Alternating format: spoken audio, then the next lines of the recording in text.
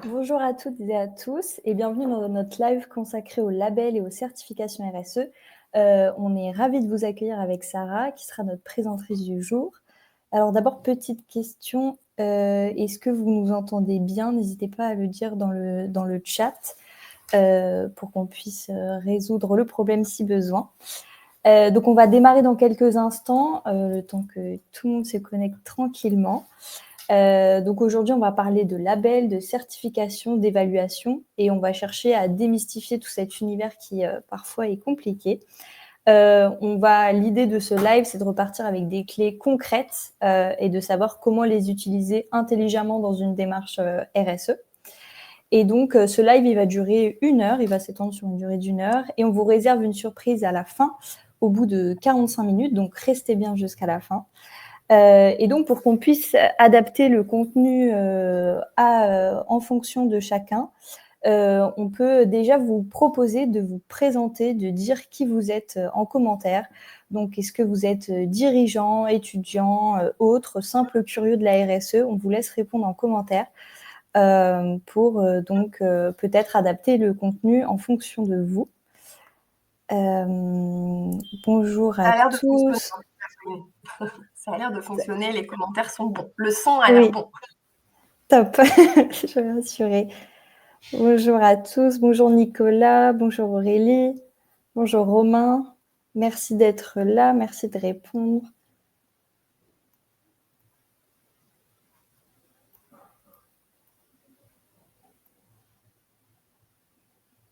Merci. Donc on est avec une consultante QSE RSE.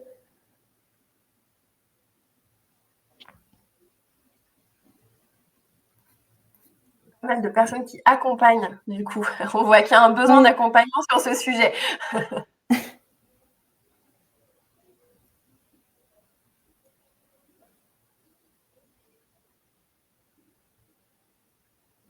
En tout cas, le sigle clé est cité à chaque fois, hein, RSE, donc on Oui. est entre experts ou en tout cas gens qui s'intéressent déjà avec une coloration sur ce sujet-là. Donc, très bien.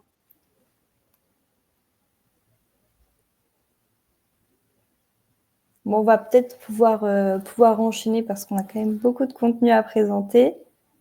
Donc, je vais commencer par me présenter rapidement. Avant de laisser la parole à Sarah.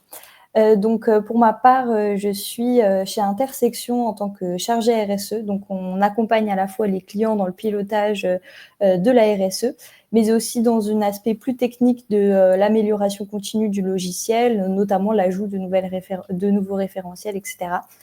Et donc, voilà, je te laisse la parole, Sarah, pour te présenter. Oui, merci beaucoup, Pauline. Donc, effectivement, je suis partenaire d'Intersection en tant que consultante RSE. Donc, très bien. Non, mais c'est très bien, du coup, aussi. Merci d'avoir pu préciser qui vous étiez très rapidement, parce que l'idée aussi, c'est de pouvoir être dans l'échange avec les questions, réponses que vous aurez. Et en fait, les mots-clés ont été cités, accompagnement et outils. Je pense que c'est aussi les attendus qui sont forts quand on parle de label et de certification pour les entreprises. Donc, l'idée, ça va être sur un propos qui, à la fois, peut servir l'entreprise qui se pose des questions et qui veut y voir plus clair, et à la fois aussi, tout cet écosystème que nous composons de facilitateurs ou d'accompagnants sur ce sujet-là. Il y a des éléments qui sont écrits ici, je ne vais pas les répéter forcément, mais j'ai une spécialisation plutôt sur l'approche stratégie RSE, donc accompagner les dirigeants et les dirigeantes à intégrer les enjeux socio-environnementaux dans leur modèle d'une manière qui leur ressemble. C'est-à-dire que vous allez voir, ça peut se recouper aussi avec le sujet des labels. L'idée n'est pas d'arriver avec forcément une solution toute trouvée et de la plaquer sur l'entreprise, mais bien de s'adapter à ses propres enjeux, à son identité, à ses objectifs et à ce qu'elle veut en faire. Aussi bien des TPE que PME, ETI plutôt sur cette cible. Alors, on peut enchaîner du coup avec le programme du jour que va nous présenter Sarah. Donc, tout d'abord, on va essayer de découvrir pourquoi en fait labels et certifications sont devenus incontournables dans le milieu de la RSE, en quoi ils ont pris une place prépondérante. Pour enfin on s'intéressera également en fait concrètement de quoi on parle, qu'est-ce que c'est réellement labellisé, certifié et évalué. Et puis donc tout naturellement, on va essayer de produire une cartographie de l'existant, qu'est-ce qui est possible, etc. Et ensuite, nous verrons les enjeux qui sont liés à ces certifications et ces labellisations. Et pour ceux qui sont intéressés, donc, comment s'engager dans une telle démarche, notamment au niveau des coûts, etc. Donc, je serai là pour relayer les questions tout au long du live, mais c'est principalement Sarah qui animera le contenu. N'hésitez pas, comme on l'a dit précédemment, à rester jusqu'à la fin parce qu'une surprise vous attend à la fin de ce live. Et donc, voilà, je te laisse continuer, Sarah. Oui, vas-y. Non, effectivement, l'idée, c'était d'abord peut-être de vous redonner aussi la parole très rapidement. Alors, la parole, du coup, dans les commentaires, si c'est possible, pour qu'on essaye d'avancer sur ce sujet-là et de le défricher. Donc, pour vous, un label, une certification RSE, avant tout, qu'est-ce que c'est? Qu'est-ce que ça comporte comme principe, mots-clés? Qu'est-ce que ça vous évoque? Si vous voulez bien jouer ce jeu-là, ça nous permettra aussi de tirer le fil en répondant au mieux à vos attentes.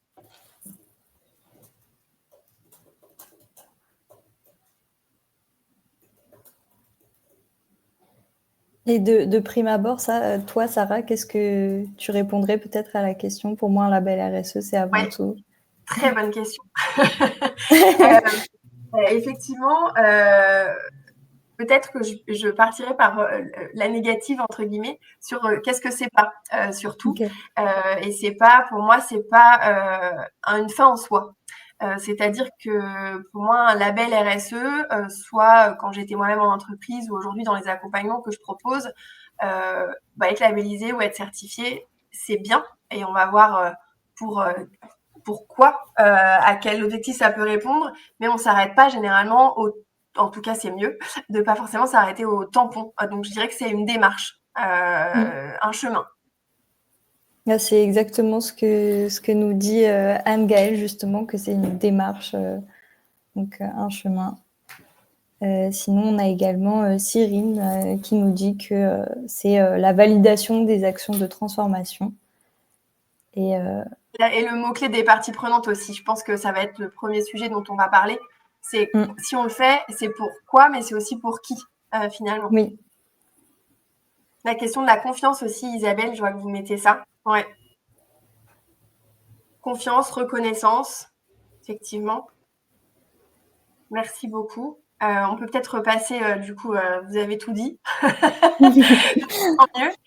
Sur ce contexte, donc c'est un contexte qui est foisonnant. Quand on dit, j'ai envie d'une labellisation sur ma démarche sociétale, environnementale, d'être certifié, finalement, on peut assez vite, en tout cas, se perdre dans tout ce qui existe et tout ce qui se crée. Parce qu'en fait, c'est la création des labels et des certifications, c'est un peu sans fin, pour essayer de répondre justement à des attentes croissante des fameuses parties prenantes. Donc, c'est avec qui l'entreprise interagit dans son activité, où est-ce qu'elle crée ses impacts. Juste pour un petit point là-dessus, sur ce foisonnement, la FNOR, qui est garant des référentiels et des normes, propose justement, avec, je crois, la plateforme RSE aussi, de se dire, c'est quoi un label, une certification aujourd'hui qui va être fiable, transparente, qui donne confiance par rapport à tout ce qui va se créer. Donc, ils ont édicté 10 principes là-dessus pour essayer de se dire, OK, c'est quoi un label, une certification fiable dans la RSE. Donc, effectivement, les attentes des parties prenantes, ça va être aussi bien vos clients, finalement, pour que vous puissiez expliciter, finalement, vos actions, vos impacts. Je crois que c'était aussi, je regardais dans le chat, c'était aussi un sujet qui revenait. Ça peut être les investisseurs aussi, ou les actionnaires ou le groupe auquel on appartient, son écosystème peut-être le plus proche, qui lui-même va avoir besoin, et on va très vite passer sur le deuxième enjeu, de preuves.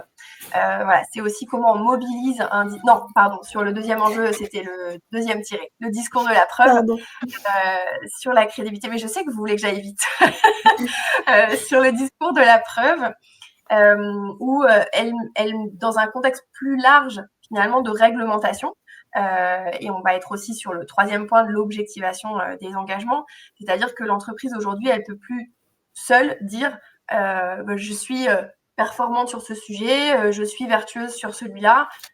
Il faut qu'elle puisse l'objectiver. Et donc, il y a la question des tiers aussi, qui était dans les propositions, le tiers indépendant, qui va finalement dire à la place, ou en tout cas au-delà de dire, aller vérifier les déclarations, les intentions, la stratégie de l'entreprise. J'ai remis le petit logo ISO 26000 parce que dans tout cet univers foisonnant, on va donc se positionner nous sur la RSE, et on parlera peut-être un peu de label sectoriel si vous souhaitez parmi vous dans les participants, mais l'idée c'est vraiment déjà de se dire voilà, ceux qui se basent sur un référentiel commun qui est celui de la RSE, c'est cette pilier ISO 26000. Est-ce qu'il y en a qui sont aussi européens ou peut-être plus internationaux, on le verra, mais il y a quand même ce langage commun, et là on peut changer de slide sur le rôle finalement de ces labels. Hop, pardon, j'essaie aussi de mon côté d'avoir les bonnes infos, mais voilà. Et donc ce langage commun qui va remplir, enfin le label ou la certification vont remplir ce rôle-là. C'est la question de se comparer aussi, pouvoir dire, voilà, notamment dans un secteur ou dans un type de démarche, où est-ce que j'en suis, qu'est-ce que je peux mettre en avant, comment l'illustrer, et puis est-ce que, alors c'est ce qu'on essaie d'objectiver à travers la certification ou la labellisation, est-ce que je suis bon, moins bon que les autres, et on va le voir, ça permet aussi, on verra dans pourquoi finalement se faire labelliser, sur des enjeux qui peuvent être aussi liés à la pérennité de l'entreprise, à son développement. Ça peut aussi servir à structurer une démarche, et on va le voir dans les cas concrets. Ça peut à la fois arriver à la fin d'une démarche pour se dire on a fait tout ça, je sens qu'il y a quelque chose qu'on peut valoriser, donc allons-y, donner à voir. Mais c'est aussi de se dire finalement j'ai besoin d'un cadre qui va me permettre de structurer les choses et d'avancer et de pouvoir le valoriser. Donc, donner à voir et donner confiance, vous en parliez aussi. Et c'est là où le choix du bon label ou de la bonne certification va être important, parce que des fois, on se dit, voilà, je vais aller sur tel label parce qu'il m'a l'air assez visible ou marketing, ou en tout cas, je peux le mettre sur ma com externe. Pour autant, est-ce qu'il est suffisamment partagé, reconnu, transparent, robuste? Est-ce qu'il donne confiance? Ça va être vraiment des clés, des faisceaux d'indices pour choisir. Alors, c'est vrai qu'on se perd un peu aussi dans est-ce qu'on labellise, est-ce qu'on certifie, est-ce qu'on évalue, est-ce qu'on fait un peu de tout, est-ce que c'est la même chose? Donc, on a essayé de poser ces notions-là. Bien sûr, on n'est pas les seuls à avoir voulu les poser, et notamment, il y a eu un avis de la plateforme RSE qui a été rendu en 2021, qui faisait le même constat, le développement de ces labels-là. Et donc finalement, le label est défini par eux comme une attestation de garantie délivrée par une tierce partie. Donc on trouve tous nos mots-clés du début, à quoi ça vous est pensé, caractérisant la démarche RSE mise en œuvre par une entreprise au sens des lignes directrices ISO 26000. Donc on voit bien que pour parler d'un label RSE, on doit vraiment cocher ces différents sujets-là. Donc le label, c'est effectivement des référentiels communs et souvent une notion de progression. Aussi de plan d'action, de chemin sur lequel on va avancer. La certification, ça va être plus normé et on va être plutôt sur une notion de conformité. Donc voilà, on va, sans réduire à ça, mais s'assurer qu'on coche les cases du socle pour pouvoir avoir la certification. Et la question de l'évaluation, ça va plutôt être là une notion de démarche, c'est-à-dire que quand on s'engage dans une labellisation, une certification, on peut avoir cet évaluateur qui va venir finalement noter, et des évaluations, et on verra certains exemples, peuvent être là plus une réponse à des attentes de parties prenantes très particulières, notamment dans la chaîne de valeur, sur la question des fournisseurs. On va être plutôt sur ce type de mise en avant, de formalisation de la démarche.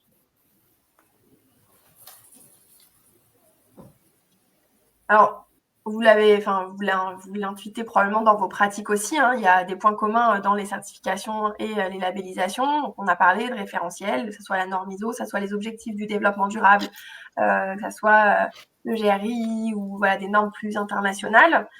C'est le fait de faire appel à un tiers externe. On le verra, on peut se lancer dans une démarche de labellisation sans être tout de suite dans la question de l'audit, de se dire, bah voilà, la démarche et les questions que je suis en train de me poser, est-ce qu'il faut que je les tamponne tout de suite? On va voir qu'il y a des labels et certifications qui proposent en première marche une auto-évaluation. Pour autant, ça veut dire qu'on ne pourra pas aller dire qu'on est labellisé ou certifié, mais ça permet quand même déjà de se positionner dans la démarche. Dans tous les cas, c'est des démarches qui peuvent être périodiques, qui sont renouvelables. Certaines sont on va le voir juste après dans la comparaison, sont sur des temps plus ou moins longs pour se dire, justement, c'est une démarche de progrès. Donc, est-ce qu'on est labellisé en 1 an, en 6 mois ou pas? Ça, c'est un sujet, on pourra y revenir peut-être dans les exemples que vous voudrez partager ou dans les points de vigilance et ou bonnes pratiques. Souvent, ça peut venir la demande d'un dirigeant en disant, voilà, moi j'ai envie de montrer, donc parler du donner à voir, j'ai envie de montrer, de créer de la confiance, qu'on fait des choses bien sur ces sujets-là. Donc, c'est qu'est-ce qu'on peut avoir rapidement? Finalement, le critère de choix du rapidement, c'est pas forcément le plus robuste, justement. Donc voilà, peut-être en fonction de vos enjeux et de vos objectifs, ça peut être un sujet sur le temps qui est mis à la fois pour rentrer dans le processus de labellisation et de certification, et puis aussi ce côté non figé et de se dire, en fait, il faudra le refaire. Alors pas trop souvent parce que c'est des choses qui demandent quand même beaucoup de temps et d'énergie si on veut bien le faire, qui embarquent toute l'entreprise. Mais voilà, d'être dans une démarche qui est itérative. Dans tous les cas, on va vous demander des preuves, des justificatifs de ce que vous allez déclarer. Parce que justement, on n'est plus que sur du déclaratif. On en parlait au tout début, la question des parties prenantes, le tiers indépendant, c'est pour objectiver tout ça. Et donc, on parle, voilà, ça peut aboutir jusqu'à une reconnaissance externe, une marque, une franchise, un logo, voilà, dont on peut se prévaloir sur ses communications institutionnelles, dans son recrutement, sur ses communications rapport RSE ou autres. Les différences, elles vont se situer sur l'intention. Probablement dans l'objectif qui va être recherché et la valeur ajoutée qu'on veut avoir avec ce logo. La valeur ajoutée par rapport finalement à la partie prenante à laquelle on veut répondre ou à laquelle on veut donner de l'information. Des degrés de transformation qui sont différents en fonction du label ou de la certification qui est retenue. Vous allez avoir des labellisations, de certifications qui vont être statiques, entre guillemets, c'est-à-dire qu'ils vont prendre un temps donné, un périmètre qui est fermé et regarder finalement la photographie à ce moment-là. Et qui vont pas vous inciter à devoir vous engager sur des plans d'action, des plans de transformation. C'est pas un jugement, mais c'est juste que la démarche est différente. Voilà pour ça. Je regarde juste rapidement dans les commentaires. Un contrat de confiance nécessite à structurer, poser. Voilà, l'amélioration continue, c'est vraiment au cœur aussi du dispositif effectivement de la démarche RSE pour être en phase avec ces enjeux, les enjeux qui sont mouvants. Et puis, on en parlera sur la plupart de ces certifications et labels. On va assez vite passer sur justement ceux que vous avez en tête plutôt. La question de la priorisation de vos enjeux, la matérialité, voilà, qui sont des sujets clés quand on rentre dans ces démarches-là. Alors justement, je pense que dans les accompagnements que vous faites ou que vous avez fait, que ce soit en interne ou dans vos fonctions de consultant ou d'accompagnant, lesquels vous viennent en tête quand vous avez vu certification label RSE, vous dites c'est sûr, on va parler de ça ou de celui-là. Comme c'est très large, n'hésitez pas à mettre toutes les idées que vous avez en tête parce que ça permet d'ouvrir pour tout le monde un peu tous les possibles, même si nous, ensuite, on va se recentrer sur certains, parce que sinon, il nous faudrait plus qu'1 heure pour parler de tous les labels. Mais voilà, en tout cas, on s'est concentré sur 5 ou 6 qui sont très parlants, qu'on retrouve souvent et qui sont comparables sur différentes démarches. Voilà, n'hésitez pas à préciser ça, dire ce qui vous vient en tête. Est-ce que toi, justement, il y en a un que tu préfères conseiller aux entreprises que tu accompagnes, ou est-ce qu'il y en a un avec lequel tu te sens plus à l'aise de manière générale? Alors non, je vais te dire que il y en a pas un que je préfère parce que ça va vraiment dépendre de l'enjeu. Je vais essayer d'écouter voilà, pourquoi ils veulent le faire. Ou alors s'ils ne veulent pas le faire mais que je suis dans une démarche d'accompagnement, pourquoi ça pourrait être intéressant pour eux d'aller jusqu'à une certification ou une labellisation. Mais ça va être vraiment en fonction de la taille, du secteur, de la maturité, de la comparabilité.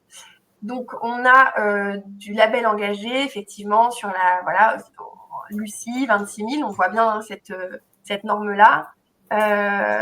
EcoVadis, Bicorp, qui reviennent souvent. Voilà. Alors, avec un mot-clé qui revient, Aurélie, merci, sur le côté spécifique, parce qu'en fait, effectivement, quand on parle label ou certification, on peut avoir du généraliste sur la démarche globale de l'entreprise. On peut avoir du spécifique, du thématique. On peut avoir du spécifique, même métier, à l'intérieur qui va concerner peut-être une direction ou un service. On peut avoir du territorial aussi. Typiquement, il y a des labels qui se déclinent sur des territoires. On peut avoir du sectoriel. Et là, notamment, vous parlez, pour la plupart d'entre vous, et on va en parler aussi, de Lucie 26 000, qui est une approche globale et qui développe depuis quelques temps maintenant des approches sectorielles. C'est-à-dire que, voilà, peut-être pour une entreprise qui a essayé d'avancer dans ce cadre-là, c'est intéressant pour elle de se dire, dans mon secteur, en fait, comment je me différencie, comment je me valorise, comment je progresse. Et du coup, voilà, il y a des par secteur, dans l'agroalimentaire, dans la construction, enfin voilà, vraiment des différences qui sont faites là-dessus.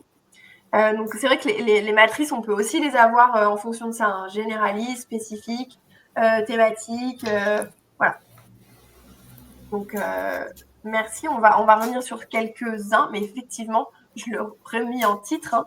C'est pas une liste exhaustive. Et d'ailleurs, il n'y en a pas d'officiel.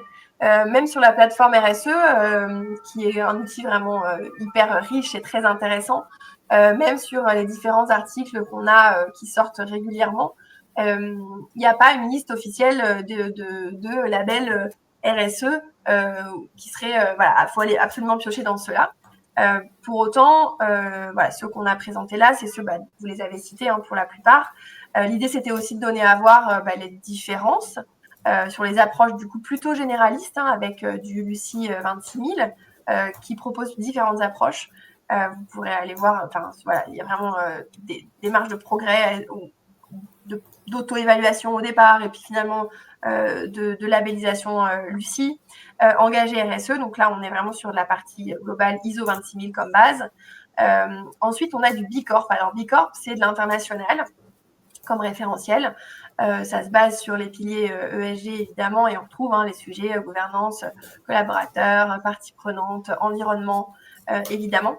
Mais on est sur une approche qui est un petit peu différente, mais qui, alors j'allais dire comme le label Lucie, non pas pour les comparer, mais sur l'approche, vous permet de vous auto-positionner, vous auto-évaluer, commencer à travailler avant de passer sur une question d'audit. Je le dis parce que ça a aussi une question de coût. Hein, vous le voyez, la plupart sont payants. Et quand on dit payant, c'est généralement la phase d'audit parce que du coup, il faut faire appel à des auditeurs qui sont certifiés, qui sont même accrédités plutôt. Voilà, je trouve encore un terme qu'on n'aurait pas utilisé entre certification, labellisation, accréditation, puisque effectivement, les vérificateurs, ça peut être AFNOR, ça peut être EcoCert, ça peut être différentes structures, Lucie notamment, une accréditation qui permet d'aller enquêter, tester, notamment, alors ça c'est une approche qui est intéressante dans peut-être les faisceaux d'indices de robustesse aussi du label ou de la certification qui est choisie, c'est la question de l'évaluation sur site. C'est-à-dire qu'on peut se dire, on remplit des cases, on a des questionnaires en ligne, on va aller apporter des documents justificatifs, de la preuve, c'est très bien. Le label Bicorp fonctionne essentiellement comme ça. Hein. Les audits sur site sont quand même assez rares aujourd'hui. Lucie, par exemple, ou engagé RSE, il y a cette notion d'audit sur site et c'est dans la crédibilité de l'approche, c'est important aussi de pouvoir l'avoir. Donc ça, c'est pour les labels qui sont vraiment et certifications qui sont vraiment sur la partie généraliste. Je vous en ai proposé ensuite certains autres qui sont plus thématiques. Donc celui avec les petits bonhommes, je ne sais pas si vous le voyez, moi c'est en petit sur mon écran, mais vous voyez peut-être en plus grand, c'est le label diversité. Donc ça, c'est un label qui est porté par le ministère et qui est du coup qui est gratuit, qui est public et qui va, vous le voyez bien, être porté au départ, en tout cas en mode projet pour aller jusqu'à la labellisation par des départements, soit direction générale, soit RH en fonction de la taille de l'entreprise. On voit bien le sujet qui va être adressé, donc qui est un des sujets qu'on peut trouver dans les démarches RSE. On a le numérique responsable, où là aussi, c'est normé. C'est thématique. Vous allez y aller si vous avez une problématique sur ce sujet-là. Quand j'ai une problématique, en tout cas un enjeu, parce que soit c'est un impact qui est fort, soit c'est votre cœur de métier, soit c'est les outils que vous proposez, et que donc vous avez besoin d'avoir une preuve particulière sur ce domaine-là. EcoVadis, que vous avez pas mal cité aussi, qui là va être plutôt dans la relation fournisseur. Je ne sais plus sur quel slide on parlait de la question notamment de l'évaluation, où là on veut répondre plus particulièrement à une typologie de parties prenantes. Finalement, EcoVadis va aussi se situer là-dessus, sur la question de la transformation. Il y a des grades dans EcoVadis, mais finalement, on va être moins challengé sur son plan de transformation, sur ce qu'on a mis dans ses statuts avec une raison d'être ou pas, comme on peut l'avoir sur du Bicorp, par exemple, ou de l'ISO 26000.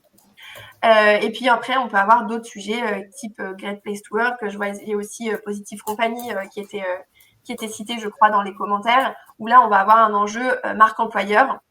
Donc, partie prenante externe, comment on peut fidéliser, attirer, en ne disant pas nous-mêmes, venez, on est les meilleurs simplement, mais en disant, voilà, on a essayé d'objectiver cette démarche. C'est intéressant aussi de voir l'objectif de l'entreprise qui se lance dans cette démarche. C'est dans la transparence, et voilà, on est bon là-dessus, mais peut-être quelles sont nos pistes d'amélioration. Et ça aussi, c'est intéressant dans la stratégie de l'entreprise. On peut passer sur la suite. Peut-être qu'il y avait une petite question d'abord, si je viens de la voir.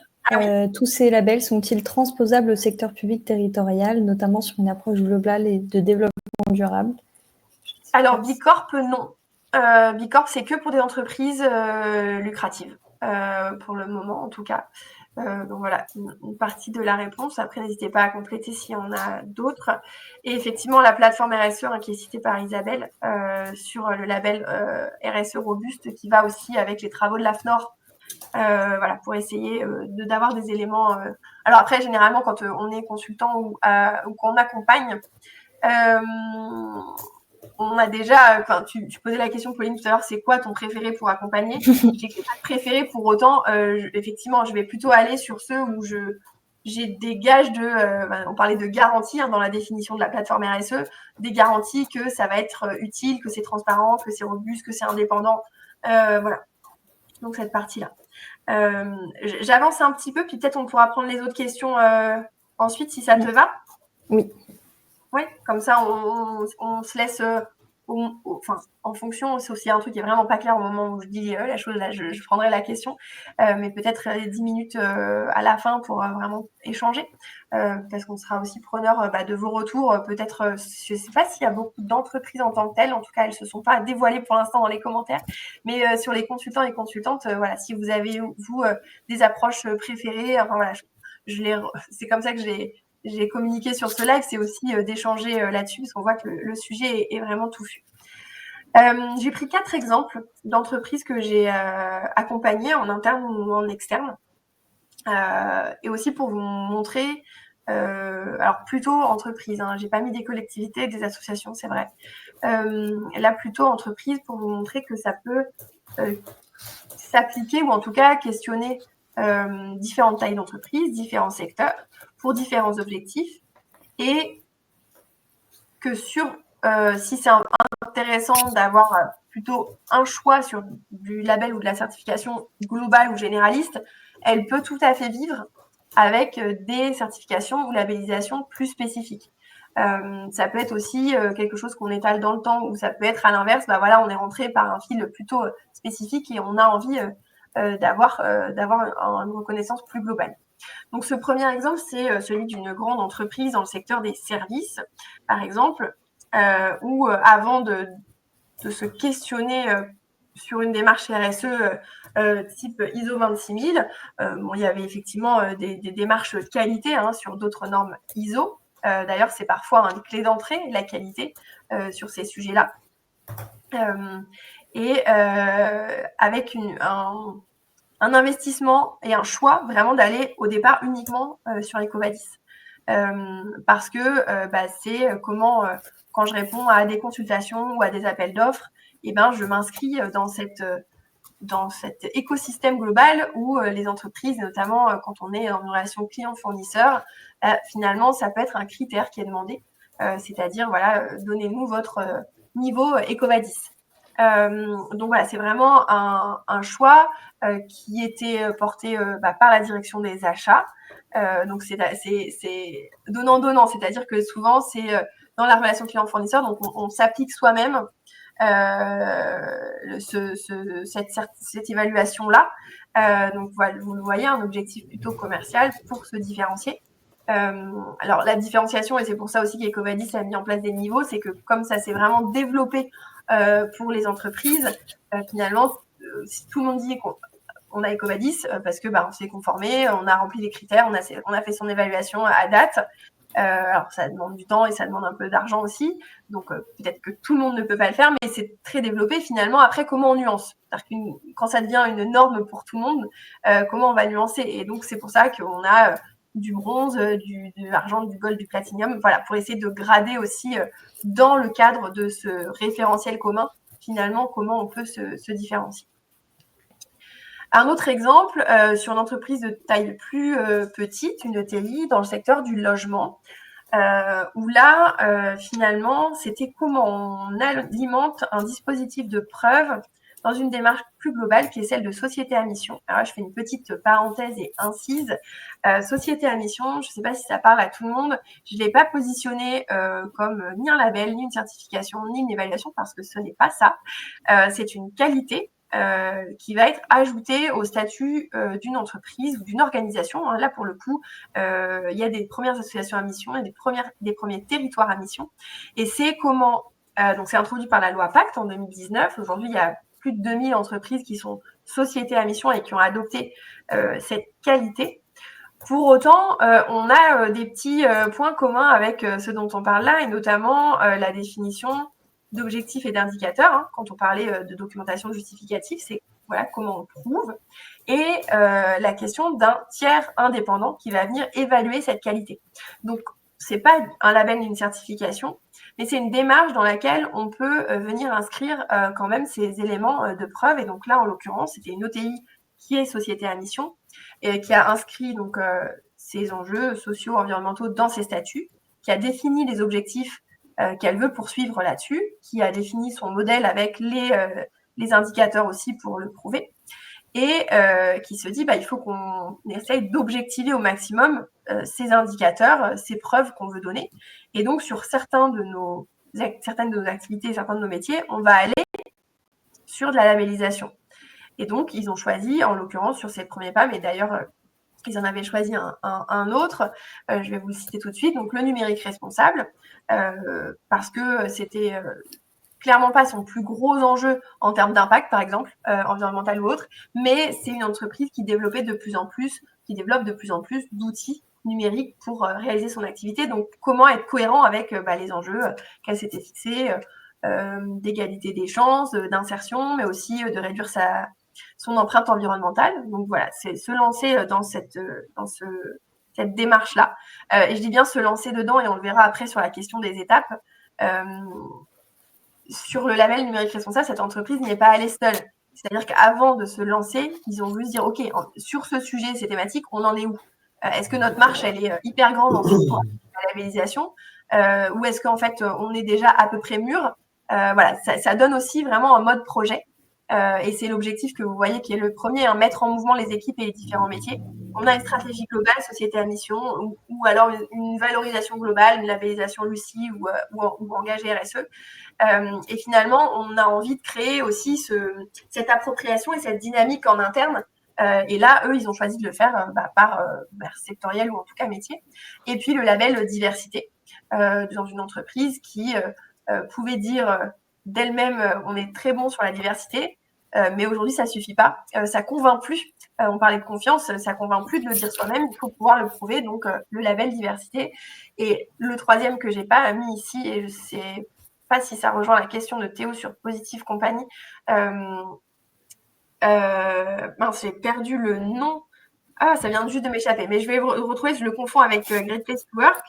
C'est Choose My Company, voilà. Donc, qui est une autre forme de labellisation finalement, où là, on va rentrer dans un processus avec les parties prenantes, mais externes, c'est-à-dire, par un auditeur sur un référentiel, c'est un référentiel avec des questions, mais c'est les collaborateurs notamment qui vont répondre, et c'est cette note-là, issue de ça, qui va permettre ou pas d'avoir un score sur ce label. Deux autres exemples, juste après. Voilà. Donc, une PME, cette fois dans un autre secteur, celui de l'agroalimentaire bio. Donc, déjà, vous avez un premier indice dans le bio, puisque déjà, là, on est sur une entreprise qui, de base, pour faire son métier, a besoin de certification sectorielle pour pouvoir vendre du bio. Le bio, pareil, on ne le déclare pas soi-même. Ça rentre dans un cahier des charges. Il faut s'y conformer. Voilà, c'est évalué. Donc, la démarche était peut-être plus évidente aussi, hein, comme je parlais de la démarche qualité pour certaines entreprises, qui permet de mettre le pied à l'étrier. Donc là, pour cette PME-là, c'est des enjeux sectoriels de conformité et c'est un gage de crédibilité externe et de comparabilité. Donc là, il y a d'autres labels qui ont été donc EcoCert qui fait cette certification sur un audit 26 000, hein, donc voilà, qui va regrouper les 7 thématiques de la norme. Il y a généraliste, mais vous voyez qu'elle s'adresse en particulier aux PME, donc le label PME+, qui peut aussi venir en fonction, plutôt dans le secteur de la distribution, hein, sur celui-là. C'est pour ça qu'on est sur des enjeux sectoriels. Et puis, le label bio-entreprise durable, qui, en fait, tous ces sujets-là sont sur les mêmes principes, mais ensuite, ils vont avoir ce petit plus qui va servir l'entreprise sur son objectif. Et là, c'est un objectif clairement de positionnement stratégique, business, différenciation, pour être reconnu dans le secteur. Et parfois, notamment, c'est la démarche d'EcoCert là-dessus, un audit peut embarquer voilà, sur un socle commun et des spécifications différentes labellisations. Et enfin, un exemple sur une TPE, ça c'est aussi pour montrer que c'est possible même quand on est plus petit. Là, dans notre secteur de l'audiovisuel, et vous trouverez à la fin dans les ressources, hein, on a mis pas mal de liens qu'on pourra peut-être vous copier dans les commentaires ou vous retrouverez sur LinkedIn. Un petit témoignage, notamment des personnes de l'équipe. Donc là, au départ, pas de responsable RSE, hein, mais une volonté de cette dizaine de personnes qui travaillent ensemble, bien sûr portée par les dirigeants, mais appropriée par toute l'équipe, de se dire, ah bah voilà, on a réfléchi à nos enjeux de demain, mais finalement, comment on pourrait se structurer. On a plein d'idées qui peuvent être des petites idées, qui tout ensemble vont faire quelque chose de chouette et de structurant et d'impactant, mais on a besoin d'un cadre pour y aller. Et ça peut être intéressant de le faire sur ce plan-là, d'en faire un projet d'entreprise. Ça, on pourra le remettre dans les bonnes pratiques tout à l'heure. Et ce souhait de se structurer pour aller plus loin. Et là aussi, alors, dans le retour d'expérience qu'ils ont, c'est que maintenant qu'ils sont Lucie 26 000, qu'ils ont fait d'ailleurs des ateliers parfois de sensibilisation, des fresques avec des clients ou des fournisseurs. Donc on voit le côté écosystémique, hein, qu'il peut y avoir dans la démarche, c'est de se dire, voilà, nous on le met maintenant, on le valorise, hein, faut pas être timide, c'est-à-dire qu'une fois qu'on a cette certification de labellisation, on a le droit de le communiquer aussi.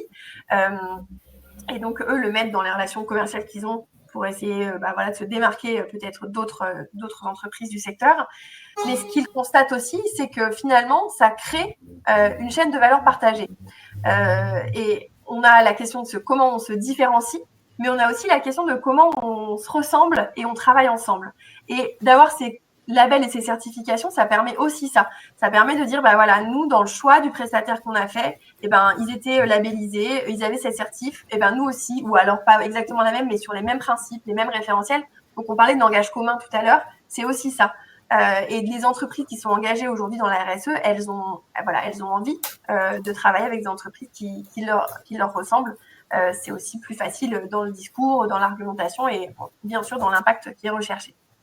Donc voilà pour quelques exemples concrets. Vous en avez peut-être d'autres, n'hésitez pas. Ça donne des logiques et des différences sur les approches.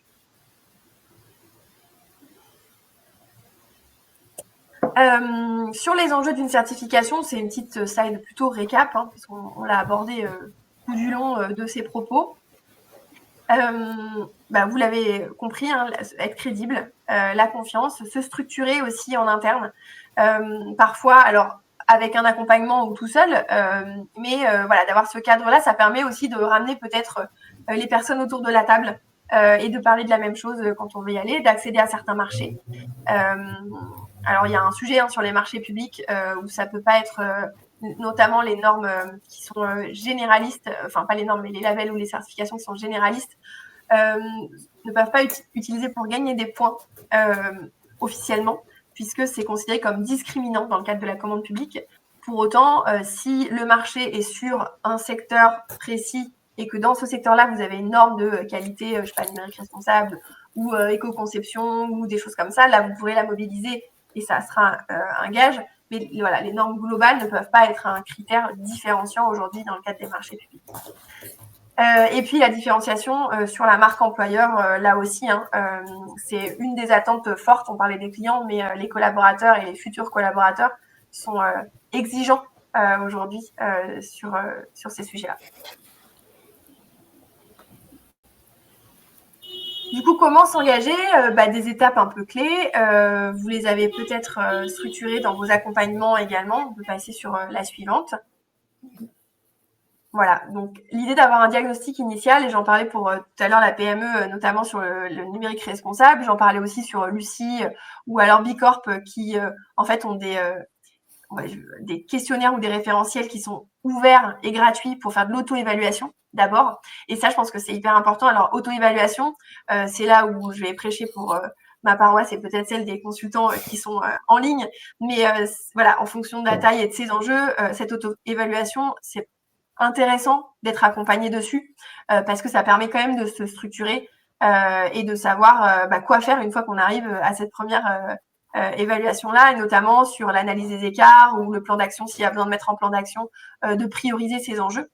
Mais c'est hyper intéressant de partir d'un état des lieux avant de se lancer tête baissée en disant moi, dans 12 mois, c'est sûr, je veux tel certif, telle labellisation. D'avoir ce point de départ-là. Ensuite, choisir son référentiel.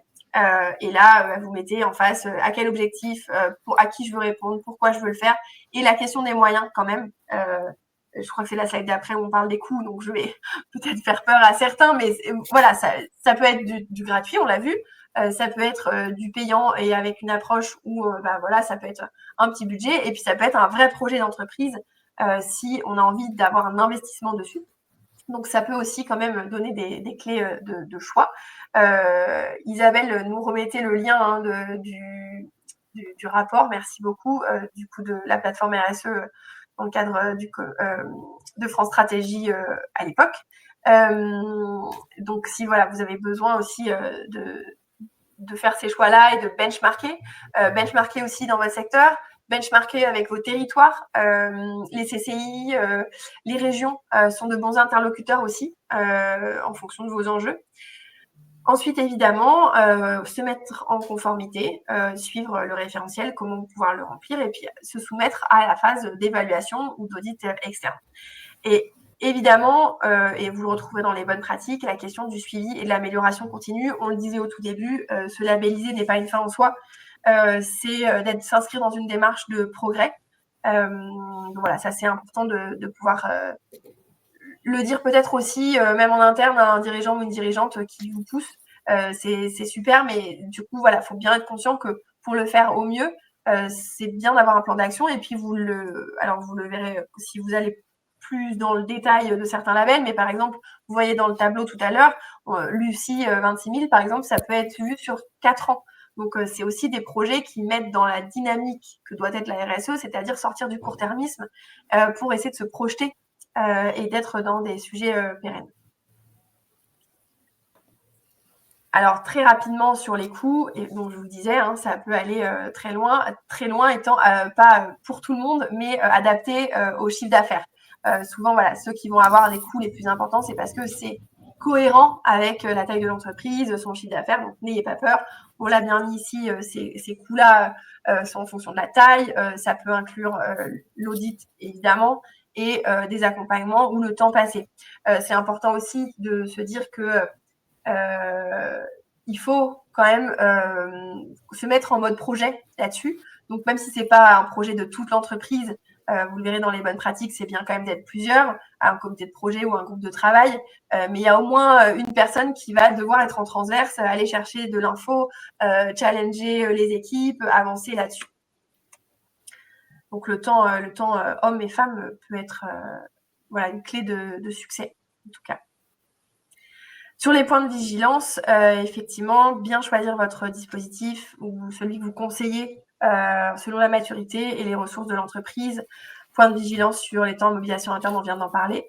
La clé aussi de l'engagement de la direction et des collaborateurs. Alors, dans les deux sens, ça ne recouvre pas les mêmes enjeux, hein, mais l'engagement de la direction, j'en parlais plusieurs fois comme venant plutôt des dirigeants qui veulent aller vite sur ces sujets-là, parfois, mais pas toujours. Et puis, ça peut être aussi des équipes convaincues, notamment si vous avez un ou des responsables RSE qui ont envie d'aller là-dedans parce que ça donne de la force aussi hein, à ce discours-là, à la démarche. Mais si c'est pas porté, en fait, c'est une personne qui va se retrouver un peu isolée, un peu seule, à pas pouvoir trop chercher les informations dont elle a besoin déjà pour savoir si elle est conforme au référentiel et puis ensuite se dire comment on bouge, comment on avance, comment on va d'un point A à un point B grâce à cette démarche-là. Si c'est une personne qui est seule, ça risque de faire shit et de s'arrêter à un tampon une année et pas les autres fois. Et ça peut aussi questionner. On l'a pas mis comme ça, si, enfin, le suivi pour éviter l'effet tampon, mais c'est de se dire, on le valorise, on va le mettre dans nos communications, dans nos rapports, et puis, en fait, peut-être qu'à un moment, on l'a plus. Donc, est-ce que c'est parce qu'on fait un choix de ne plus aller là-dessus parce que ça nous a aidé un temps, mais maintenant, on s'estime suffisamment mature et on le refera peut-être plus tard, ou est-ce que c'est parce que, on n'a pas réussi à avoir une labellisation l'année d'après, ou en tout cas le cycle d'après. Est-ce que on est descendu, par exemple sur EcoVadis, on descend de qualification, voilà, tout ça c'est aussi des sujets à prendre bien en compte pour se lancer dans les bonnes pratiques. Pardon. La comparaison, embarquer avec un comité de pilotage ou un groupe de travail et favoriser un dispositif de suivi pour que ce soit utile. Hein. Quand on dit que c'est pas une fin en soi, c'est que ça serve à quelque chose. Qu'est-ce qu'on en fait de cet engagement-là?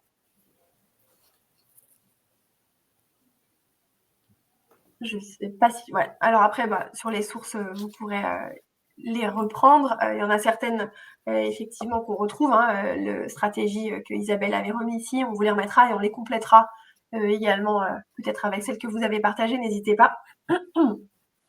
Oui. Il est 52. Du coup, je ne sais pas comment, Pauline, tu veux faire. Est-ce qu'on reprend là peut-être des questions? Est-ce que, parce qu'on voulait aussi, on parlait d'accompagnement, mais on parlait d'outils et Intersection est bien placé pour voilà, être facilitateur aussi dans vos démarches en tant qu'entreprise et dans vos démarches aussi en tant que consultant. Donc voilà, dis-moi comment tu veux faire. Aurélie, effectivement, monter la mayonnaise, la question du récit. Oui, merci. Oui, je voyais que vous étiez au départ sur ce sujet-là, hein, de l'engagement. Voilà, responsable RSE en chambre ou isolé. Effectivement, en se disant, voilà, bille en tête, je vais sur cette démarche-là. Et puis finalement, on a le tampon, on a le dossier, il est dans un beau tiroir ou dans un beau dossier Teams. Mais ça ne sert à personne, ou en tout cas, on ne peut pas le raconter, on ne peut pas s'y raccrocher. Donc, je vous rejoins complètement. Peut-être qu'on peut commencer d'abord, comme promis, que tu présentes la surprise et ensuite on reliera avec Intersection et pourquoi ça peut être utile. Et en Très bien. attendant, on peut laisser les gens commenter, etc., si jamais ils ont des questions. Oui. Et surtout, merci à toi, Sarah, pour la présentation. Et puis à tout le monde d'avoir été présent. Et donc, on reste quelques minutes pour répondre aux questions de tout le monde. Et en attendant, je te laisse présenter la surprise pour ceux qui sont restés tout le long du live. Alors, c'est une co-surprise, du coup, en tout cas, un co-cadeau, parce que, effectivement, c'est bien d'avoir des outils là-dessus. Alors, des outils très concrets, et tu vas en parler juste après, Pauline, et des outils de positionnement aussi. On parlait de la question de la maturité. Donc, voilà, vous pouvez à la fois scanner ce petit QR code. Alors, peut-être moins pour les consultants que pour les entreprises qui seraient directement concernées, pour voir voilà, en quelques questions et puis se dire quels sont les enjeux peut-être prioritaires à discuter. Et là, bien sûr, je suis à votre écoute sur ces sujets-là. Et puis, un outil, du coup, si tu veux présenter Oui. Intersection, Pauline, et Oui, plus particulièrement, effectivement, votre comment dire, soutien et support dans les questions de référentiel, normes et certification. Oui, parce que concrètement, comment Intersection peut aider sur ces questions-là? Donc, en fait, Intersection, c'est un logiciel qui peut aider à l'accompagnement des entreprises dans leur démarche RSE et peut aider également les consultants RSE, les cabinets d'experts comptables, etc., dans l'accompagnement de ces démarches. Et donc, on s'est accompagné de différentes actions qui sont également reliées à plein de certifications et de labels différents. Et donc, en automatisant une action, on voit tout de suite quelles sont les répercussions, dans quel label on avance directement. Donc, ça peut être très utile pour se positionner sur ce qu'on peut imaginer obtenir. Et donc, Intersection accompagne jusqu'à l'audit pour obtenir les certifications et autres. Et donc, pour un accompagnement plus humain, justement, Sarah est là pour ça. Je ne sais pas s'il y a encore Il y a d'autres une questions. question d'Aurélie, du coup, sur la roadmap, mais du coup, je crois que c'est aussi ce que vous proposez, sur donner accès Tout à pour fait. les participants. Oui, tout à fait. Oui, ouais. Oui, non, alors peut-être juste sur ce retour d'expérience-là, moi, dans les accompagnements, enfin, la question de la donnée, en fait, elle est aujourd'hui sur la RSE, qu'on parle de label ou pas. Certains d'entre vous l'ont recité, et je crois que je ne l'ai pas dit nommément, mais là, c'est SRD, la VSME, parce que c'est bien d'avoir le bonus de la RSE, le bingo de la RSE, où il faut tout citer. Mais ça, voilà. À la fois, il y a des obligations des entreprises dans la RSE, auxquelles aujourd'hui elles doivent se conformer, pour certaines. Alors certaines, les plus petites, pas directement, mais on voit bien que les actionnaires, les donneurs d'ordre, voilà, poussent quand même parce qu'eux sont soumis. Et spoiler, je trouve que c'est une bonne chose. Donc voilà, mais pour autant, ça n'enlève pas la difficulté parfois de se dire, ok, il faut que je réponde à tout ça. Donc comment se dire, en plus, je vais aller sur une certif ou une labellisation volontaire. Alors que j'ai déjà pas mal d'obligations. Donc c'est là où voilà, une solution comme Intersection, ça permet aussi ça, c'est de se dire dans ce qui va être un peu le must-have, je suis obligée de l'avoir.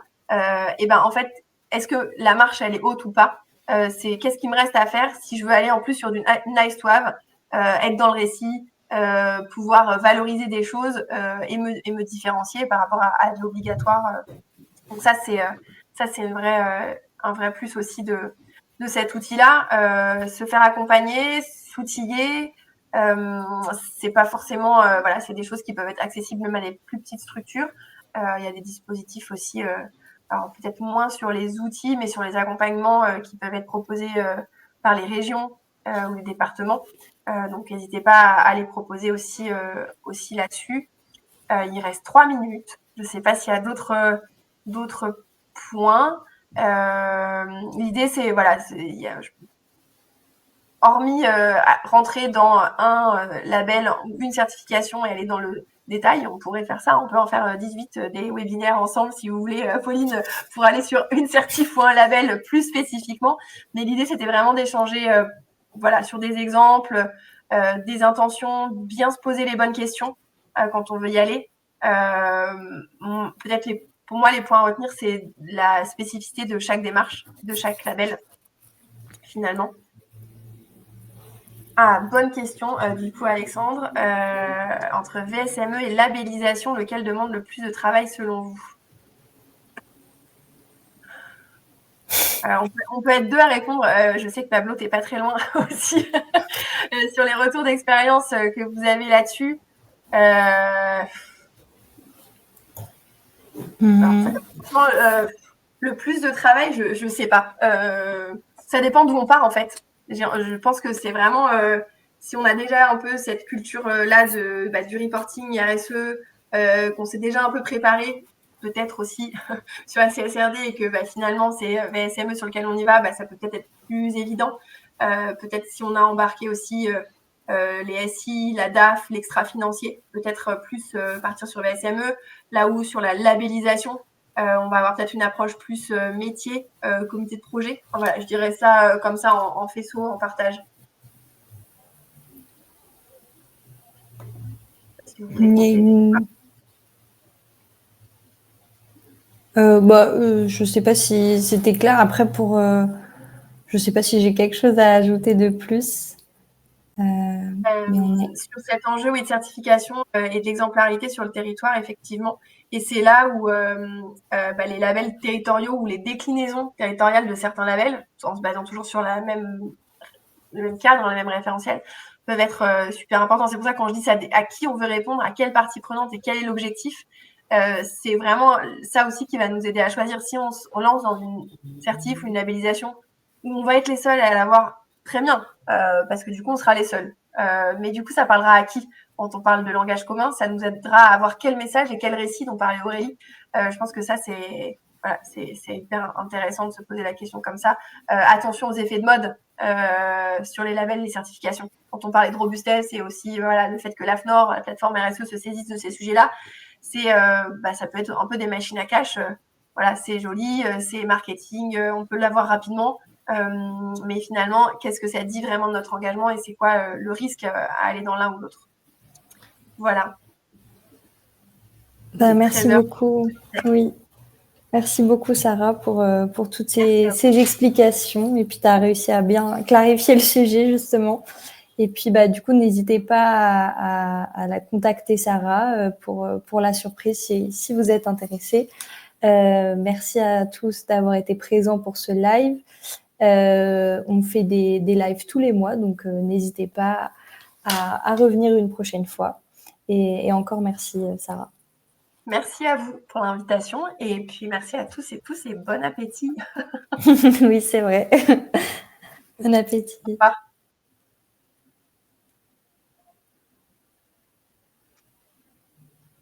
Merci.